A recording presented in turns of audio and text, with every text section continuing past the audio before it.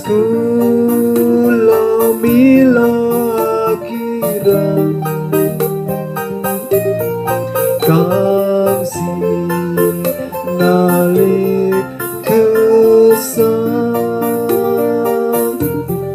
enyo sito krono kula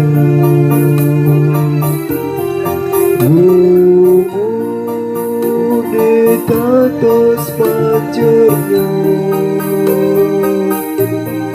kula derek pamarta kula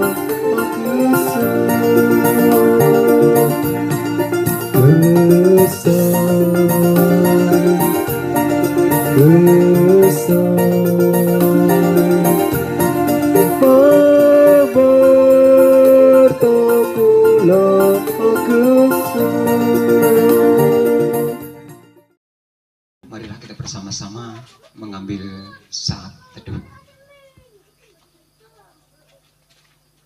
Ibadah keluarga pada malam hari ini yang bertempat di rumah Bapak Andreas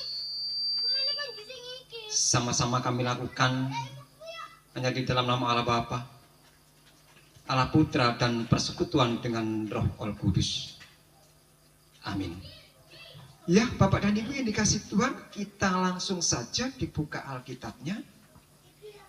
Bacaan malam hari ini kami ambil dari bacaan 2 minggu yang lalu, yaitu dari Markus 10, Bapak dan Ibu. Dari Markus 10, ayat 46 sampai dengan 52. Markus 10 ayat 46 sampai dengan 52. Saya bacakan untuk kita semua, demikian bunyinya. Yesus menyembuhkan Bartimeus. Lalu tibalah Yesus dan murid-muridnya di Yeriko. Dan ketika Yesus keluar dari Yeriko bersama-sama dengan murid-muridnya dan orang banyak yang berbondong-bondong, ada seorang pengemis yang buta bernama Bartimeus, anak Timeus, duduk di pinggir jalan. Ketika didengarnya bahwa itu adalah Yesus orang Nazaret, mulailah ia berseru, "Yesus anak Daud, kasihanilah aku." Banyak orang menegurnya supaya ia diam. Namun semakin keras ia berseru, "Anak Daud, kasihanilah aku." Lalu Yesus berhenti dan berkata, "Panggillah dia." Mereka memanggil orang buta itu dan berkata kepadanya, "Kuatkan hatimu, berdirilah, ia memanggil engkau." Lalu ia menanggalkan jubahnya, ia segera berdiri dan pergi mendapatkan Yesus. Tanya Yesus kepadanya, "Apa yang kau kendaki supaya aku perbuat bagimu?" Jawab orang buta itu, "Rabuni, supaya aku dapat melihat." Lalu kata Yesus kepadanya, "Pergilah, imanmu telah menyelamatkan engkau." Pada saat itu juga melihatlah ia, lalu ia mengikut Yesus dalam perjalanannya. Berbahagialah Bapak dan Ibu yang telah mendengarkan firman Tuhan, bahkan memberlakukannya di dalam kehidupan kita hari lepas hari. Ya, Bapak dan Ibu, gimana kabarnya? Luar biasa, ya, kita semua luar biasa sehatnya, luar biasa imannya, luar biasa berkat jasmaninya. Baiklah, saudara dikasih Tuhan kita Yesus Kristus, renungan pada petang ini saya beri judul atau temanya, janganlah mengeluh. Janganlah mengeluh, begitu. Yang menjadi nats pembimbingnya yaitu ayat 52, saya baca kembali. Lalu kata Yesus kepadanya, "Pergilah, imanmu telah menyelamatkan engkau." Pergilah, imanmu telah menyelamatkan engkau. Bapak dan Ibu yang dikasih Tuhan, mengeluh Bapak dan Ibu ya. Mengeluh ini sebetulnya kalau boleh saya katakan ini juga semacam penyakit Bapak dan Ibu sebetulnya. Penyakit. Kenapa saya katakan penyakit? Karena mengeluh ini adalah menunjukkan bahwa ketidakmampuan seseorang dalam menghadapi kenyataan hidup. Itu mengeluh. Berarti kalau orang banyak mengeluh tentang kehidupan, mereka ini tidak sanggup menghadapi kenyataan hidup yang memang harus diterima. Ya, begitu. Kadang-kadang orang mengeluh, yang dikeluhkan macam-macam, Bapak dan Ibu. Yang lucu lagi, orang mengeluh, saya pernah dicurhati orang Bapak dan Ibu, mengeluh dia. Yang dikeluhkan bukan ekonominya, bukan kesehatannya, yang dikeluhkan justru istrinya. Yang dikeluhkan. Pak, bojo kula niki kok ngono terus Pak. Dadi ngeluh sambatan nang koncone sing dikeluhno keadaane bojone. Nah, kula tanggati bojomu kene apa? Bojo kula niku Pak, ya ampun. Nek disukani niki kirangan ten pundi medale telas mawon. Dia itu mengeluh begitu. Nah terus opo? Lah sampai aku kate tuku rokok lho Pak. Jaluk. Nek wis mlebu kuno metune angel. Nah, duh. Ini sahabatku bekerja. Dia kerjanya banting tulang. Pikirannya ya satu menghidupi anak istri. Tapi nek duit mlebu nggone bojone kabeh mbok njaluk gitu kok rokok sak until lho. Wangel. Nah terus opo? Takon ngoten. Ya male aku nek njaluk duit tak ewangi tukaran, Pak. Lho. Lah nek tukaran piye? Yo kadang-kadang ya kate tak tinggal. Terus yo apa anakku? Lah berarti wis gak seneng to mbek bojomu tak takoni wong aku tukang takon. Ya kan? Wis gak seneng berarti mbek bojomu. Nek ngono iku sakjane gak seneng Pak Isan. Lah iki pukasane. Ya tak takoni maneh. Lah wong anakmu loro wis gede-gede kok gak seneng kok kaset. Lah biyen ndelok apa lho? Nek wong anake loro lho. Wis kate gak seneng mergo rokok sak util jauhane angel.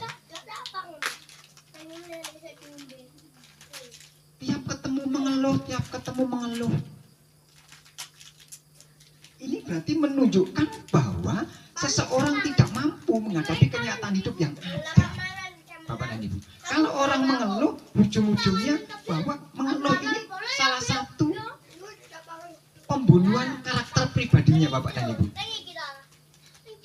Jadi kalau orang mengeluh, berarti dia sedikit demi sedikit membunuh imannya secara perlahan. Ini. Karena orang mengeluh tidak akan percaya diri. Itu orang mengeluh. Wis gak percaya kepada dirinya sendiri, apalagi kepada Tuhan yang tidak kelihatan. Ini biasa orang mengeluh. Ini gambaran Bapak dan Ibu bagaimanapun keadaan hidup kita, sebaiknya jangan terlalu sering mengeluh. Dilakoni wae mengko lak tekok nggone dewi. Ini kuncinya. Apapun yang terjadi. Bapak dan Ibu, kita kembali kepada bacaan kita pada malam hari ini. Ini bacaan ini menceritakan Bapak dan Ibu, yaitu seorang pengemis yang buta sudah menjadi pengemis buta lagi. Pengemis ini Bapak dan Ibu pekerjaannya hanya duduk di pinggir jalan mengharapkan belas kasihan dari orang lain. Dan pengemis ini tidak akan bisa pernah makan kalau tidak diberi orang lain. Ini pengemis. Kita bisa bayangkan kalau pengemis ini tidak diberi orang lain, ya nggak makan. Tetapi ada sesuatu yang luar biasa, mutiara yang luar biasa di dalam diri pengemis ini, yaitu iman. Imannya, Bapak dan Ibu. Kenapa saya katakan demikian? Seorang pengemis ini duduk di pinggir jalan di daerah Yeriko begitu, di suatu wilayah, salah satu kota begitu. Ketika pengemis ini mendengar bahwa ada rombongan Tuhan Yesus datang ke wilayah Yeriko. Rombongan Tuhan Yesus itu banyak, Bapak dan Ibu. Datang dan si pengemis ini mendengar. Rombongan datang. Pengemis instingnya kok kuat begitu ya. Mendengar Yesus datang, dia berteriak, "Anak Daud, kasihanilah aku. Anak Daud, kasihanilah aku." Begitu. Nah, ketika pengemis ini berteriak, "Anak Daud, kasihanilah aku," apa reaksi ini orang-orang yang menyatakan bahwa dia ini sahabat Tuhan Yesus? Karena Tuhan Yesus datang bersama rombongan. Orang-orang rombongan ini mengaku dia ini dekat dengan Tuhan Yesus, sahabat Tuhan Yesus. Mendengar Bartimius berteriak, "Tuhan Yesus," atau "Anak Daud, kasihanilah aku," orang sahabat Yesus ini bukan kasihan kepada seorang yang buta ini, akan tetapi justru orang sahabat Yesus ini menegur, Bapak dan Ibu. Menegur Bartimius. Disuruh diam. "Hei kau orang buta, diam, jangan ribut." Begitu. Ini Yesus yang datang. Ini pimpinan. Jangan ribut. Bapak dan Ibu, ketika Bartimius ditegur oleh orang-orang dekat Yesus ini, Bartimius semakin keras berteriak, "Anak Daud, kasihanilah aku." Nah, ketika Bartimius berteriak keras begitu, Bapak dan Ibu, Yesus mendengar bahwa ada orang yang berteriak. Yesus mendengar itu, teriakan Bartimius. Ketika Yesus mendengar teriakan Bartimius, Tuhan Yesus menyuruh orang-orangnya untuk mendekati Bartimius dan berkata kepadanya, "Suruhlah orang buta itu datang kepadaku." Ketika Bapak dan Ibu, orang buta ini didekati para sahabat Yesus dan disuruh datang kepada Yesus, orang buta ini datang kepada Yesus dan Yesus menanya. Yesus bertanya kepada orang buta itu. Apa? Tanya Yesus. Dia bertanya, "Apa yang harus kulakukan kepadamu?" "Saya harus melakukan apa kepadamu?" Apa jawaban Bartimius, Bapak dan Ibu? Ketika Bartimius ditanya Yesus, "Apa yang kau kendaki? Apa yang harus kulakukan kepadamu?" Orang buta ini bukan minta nasi, orang buta ini bukan minta baju yang baik, orang buta ini bukan minta kekuasaan yang baik, orang buta ini bukan minta dimegahkan. Orang buta ini hanya minta satu saja, bukan harta, bukan kekuasaan, bukan pakaian, dan bukan makanan. Yang diminta orang buta ini satu, yaitu ingin melihat terangnya dunia. Luar biasa, Bapak dan Ibu, orang buta ini. Dia nggak minta baju, dia nggak minta nasi yang enak, dia nggak minta kekuasaan, dia hanya minta agar matanya bisa melihat. Luar biasa. Bartimius imannya begitu kuat dan luar biasa karena Bartimius mempunyai suatu anggapan bahwa harta tidak lebih berharga daripada mata. Bahwa uang lebih berharga, tidak. Uang tidak lebih berharga daripada terang. Kekuasaan tidak lebih berharga daripada terang. Oleh karena itu si buta yang bernama Bartimius ini tidak minta apa-apa, kan, tetapi justru minta terang. Ini Bapak dan Ibu ada pelajaran yang istimewa. Kenapa saya katakan demikian? Karena kehidupan manusia, Bapak dan Ibu, percuma kita mempunyai harta banyak, percuma kita berpakaian bagus, percuma kita mempunyai kekuasaan yang istimewa, percuma kita mempunyai suatu kehormatan, akan tetapi mata kita gelap. Percuma kita bisa memiliki dunia apapun, akan tetapi kita hidup di dalam sebuah kegelapan. Itu tidak akan berarti. Oleh karena itu pilihan seorang Bartimius adalah pilihan yang tepat. Bukan berarti harta tidak penting, Bapak dan Ibu. Bukan. Harta bagi setiap orang penting. Saya sendiri juga penting kok. Penting. Oleh karena itu manusia harus bekerja. Saya sendiri bekerja. Siang malam bekerja. Jangan dikira tidak bekerja. Bekerja, Bapak dan Ibu. Makanya itu harta penting. Tapi lebih penting lagi itu terang. Kita bisa bayangkan kalau hati kita hidup di dalam terang Allah, kita bisa melihat harta yang baik. Kalau hati kita ada di dalam terang Allah, kita bisa melihat kekuasaan yang baik. Ini yang penting. Kalau kita sudah ada di hidup di dalam terang Allah, mungkin saja kita tidak akan mengeluh lagi dengan hal-hal yang kita hadapi di setiap hari. Ini penting Bapak dan Ibu. Oleh karena itu mengeluh itu mari kita kurangi. Jangan terlalu banyak mengeluh, karena kalau kita sering mengeluh, hidup kita akan terjerumus ke dalam suatu kegelapan. Tidak sedikit Bapak dan Ibu orang mengeluh, ending dari hidupnya justru bunuh diri. Ya ini karena mereka terlalu sering mengeluh sehingga tidak ada jalan yang baik. Oleh karena itu sekali lagi Bapak dan Ibu, marilah kita belajar dari iman seorang Bartimius, seorang yang buta. Karena terang itu adalah menyelamatkan kehidupan setiap umat yang percaya kepada Allah. Ada amin? Tuhan Yesus memberkati.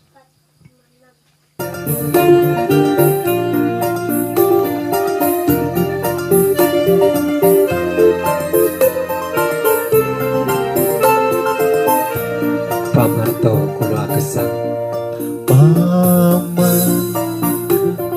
kula gesang Yas kula mila kirang Kang sinali kesang Penyo sito krono kula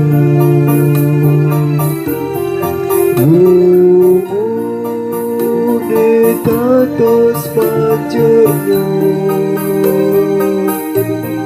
Kula derek kesang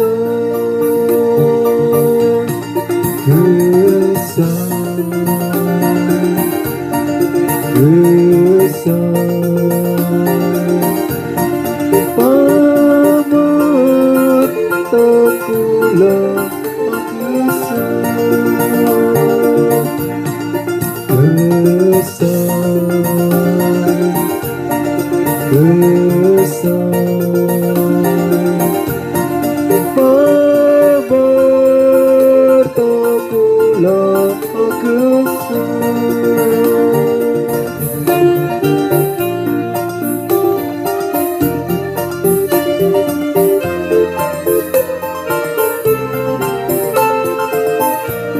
Pamarto kula gesang Pamarto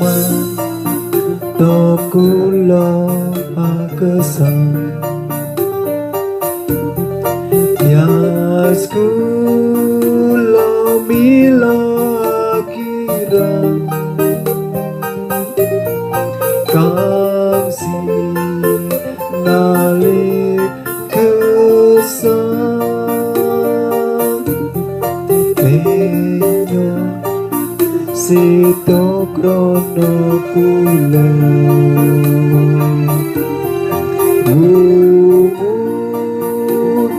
Tatos pacarnya Kula derek kesang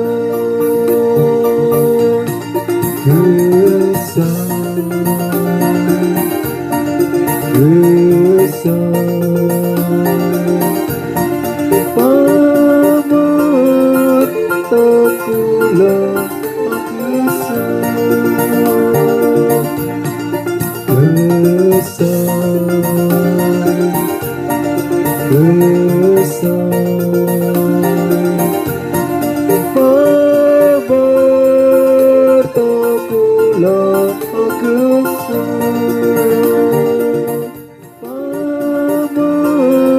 takula Pamarto kula